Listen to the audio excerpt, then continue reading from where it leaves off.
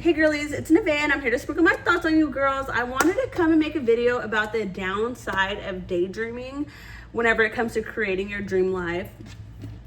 I definitely feel like this is a topic that people actually really need to listen to because a lot of people daydream throughout the day and are distracted with their daydreaming. Although I do want to make a disclaimer that I do think that daydreaming can be used as a tool for manifestation. And before you watch this video, I would recommend that you go and watch that video so you understand how to, correctly use daydreaming. And that video would be titled How to Use Daydreaming to Manifest. And I posted it on October 28th, 2025, a few days ago. But if you're watching this like a year later, you're going to have to scroll down. But without further ado, let's get right into the video. First off, I wanted to talk about how daydreaming can be a form of you trying to mentally escape. And I understand somebody trying to mentally escape. I understand you trying to, for example, say you're in a home that you don't want to be in. So you're using daydreaming to not focus on that. Or you have debt and you don't want to focus on your debt. Or maybe you're in a bad relationship and you don't want to focus on the negativity in that relationship. So you're constantly taking your mind out of where you are and putting it somewhere else. I understand that. And I also understand how that can be useful and how that can be used as a tool, because sometimes if you can embody imagine a better version of you, you can eventually embody that version that you've been imagining. And once you embody that version, you can become it. So I do understand that it can be used in the right way and it can actually help you, to mentally escape from your reality. But I think the issue comes whenever you're using that daydreaming as a tool to mentally escape, but you have no action behind the daydreaming. Because there has to be, whenever you're trying to manifest your new life and you're trying to create your new reality, it comes a point where you have to realize, okay, this is where I'm at. But in order for me to become who I actually need to be, there's a level of action that I actually have to take. And this daydreaming is only going to get me so far. I could daydream for 5 years straight, but if I never actually sit here and be like, okay, how much debt do I have? So I could sit here and look at this debt and be like, okay, how am I going to snowball this? How am I going to pay these monthly payments that I need to do? And actually figure it out. If you don't actually sit there and look at the issue, you cannot figure out where you're trying to go. Because in order for you to get to where you want to be, you have to know where you are. And that could be, okay, how much debt am I in? It could be, okay, what is my situation really? Like, yeah, I know it's bad, but let me actually put names to what I'm going through. Is it messy here? Am I around abusive people? Am I around toxic people? And you can sit here and actually call out what you're going through and put live action to get out of that. But sometimes when you're using daydreaming as a coping mechanism, yeah, it might give you feel good, feelings. You might feel good inside your body and it might take you away from where you're at for a little bit, but over time you're only getting worse. If you're not spending a day or a moment getting better, you're spending a day and a moment getting worse.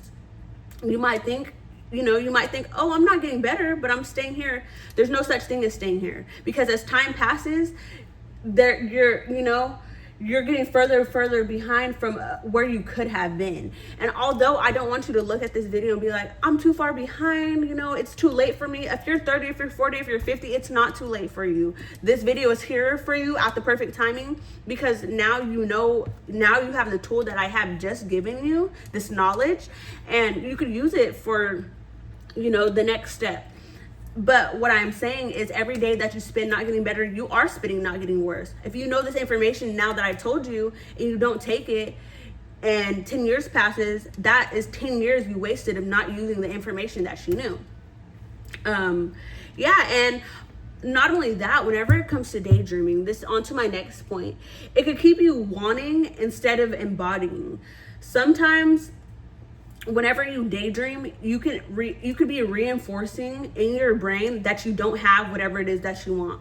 If you're sitting there daydreaming about a life where, say it's where you finally touch $1 million and you're daydreaming about your dream car, but you're not taking any action behind it, every time you daydream about it, it is a waste. You are just reinforcing what you don't have.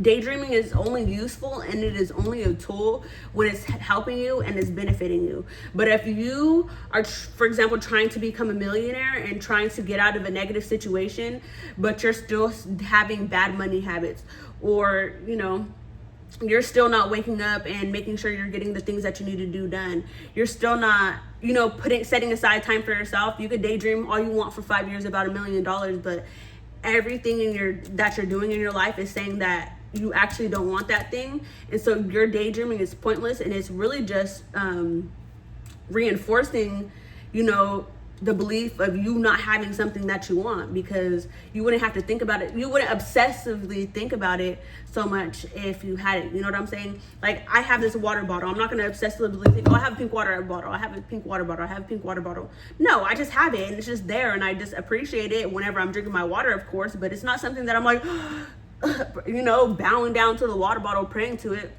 And whenever you bow down and pray to your like future self, but you're not actually taking the live action to become that thing, you are energetically, or if you want to call it spiritually, or if you want to call it mentally, whatever it is, you are reinforcing the fact that you don't have that thing. Because if you did have it, you wouldn't be putting it on a pedestal in your brain and visualizing it in a way that it is on a pedestal. And it could definitely take away from your focus. Like, it could take away from your focus. You really need, in a moment where you're daydreaming, you are not locked in. You cannot be locked in on your reality while daydreaming unless you're moving on autopilot and washing the dishes. But you need to be locked in and actually conscious of what's going on around you, because it is important. And one last thing I want to touch on, and I think this is going to be one of the most important things that I say in the video.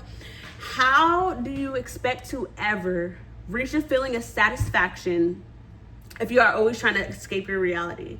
Because you could get all of those things that you wanted. You could get all of those things that you daydreamed about, and you know what? You will not be satisfied, because when you finally reach that stage, all you do is daydream about something else.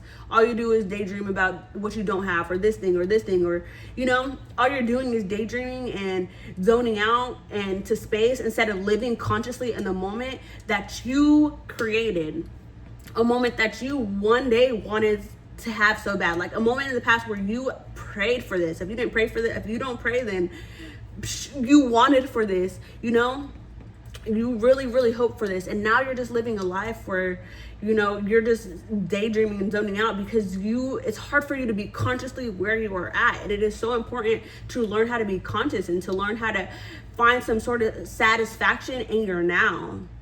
Whether or not that's you having a special interest where you're constantly looking up things about it and you're growing from it, or you, you know, completing challenges to where, you know, you get that dopamine release. And by challenges, I mean, like, you know, today I'm going to drink 5 bottles of water, you know, challenges.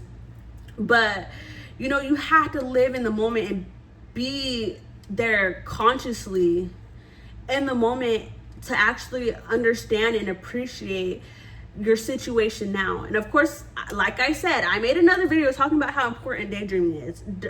Don't think that this video means to not implement it. I just mean implement it the right way. Daydream about your future and then be like, okay, now let's get to work. I'm done daydreaming, let me lock in. Because sometimes the moments that you spend daydreaming are moments going to waste, because you could have actually been taking live action, but you didn't because you were too busy daydreaming. But that is all for this video. I hope this video was in service of you guys. I would like for somebody to comment below and tell me if you guys would like for me to keep putting my captions right there, or if you like the videos without the captions, because somebody had told me that they like the videos without the captions, and I'm like, I don't really know. Like, I don't really know. I'm not an outsider looking in, so I would love for somebody or for multiple people to tell me what you guys think, so I can make this video more aesthetically pleasing for you, because that does matter to me. But thank you guys for watching. Holla at your girl, be real or be real.